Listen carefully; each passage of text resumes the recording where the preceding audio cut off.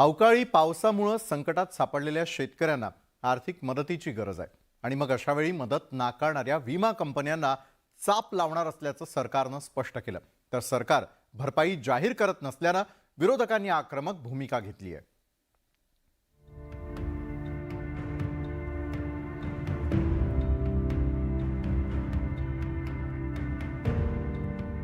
अवकाळी पावसामुळे संकटात सापडलेल्या शेतकऱ्यांना दिलासा देण्यासाठी सरकारनं मदतीचे प्रस्ताव पाठवलेत।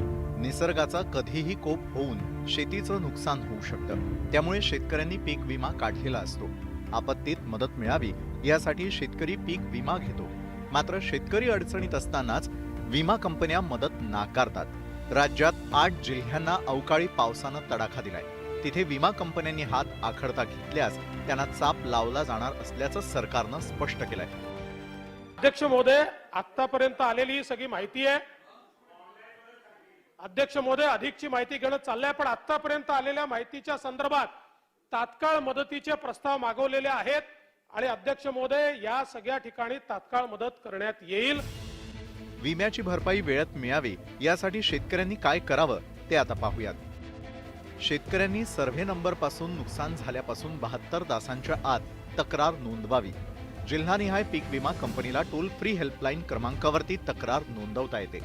नुकसान कळवताना सर्व्हे नंबर आणि नुकसानग्रस्त क्षेत्र तपशील कळवणं बंधनकारक आहे। शेतकऱ्यानं पीक विमा काढलेला नसेल तर नुकसान भरपाई कशी मिळवावी याची माहिती घेऊयात। ग्रामसेवक, कृषी सहाय्यक आणि तलाठी यांना लेखी अर्ज करावा। नुकसान झालेल्या पिकाची पाहणी त्यांच्याकडून करून घ्यावी। 72 तासांच्या आत ही प्रक्रिया होणं आवश्यक आहे, तरच शेतकरी नुकसान भरपाईला पात्र ठरतो।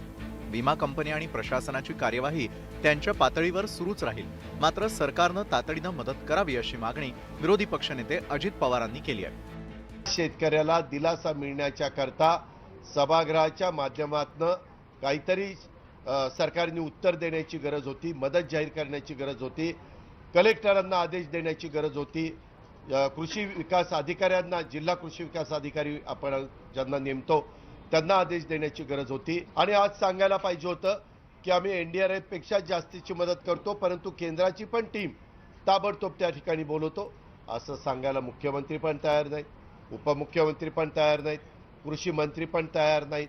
असं एकंदरीत हे सगळं वातावरण झालेलं आहे। शेतकऱ्यांनी त्यांच्या झालेल्या नुकसानीची माहिती आधी तत्परतेनं विमा कंपन्या आणि प्रशासनाला कळवणं गरजेचं आहे। तर विमा कंपन्या आणि प्रशासनानं जलद गतीनं सर्व दावे निकाली काढण्याची गरज आहे आणि तसं झालं नाही तर सरकार विमा कंपन्यांना दणका देईल यात शंकाच नाही। Bureau report, news 18 Lokmat.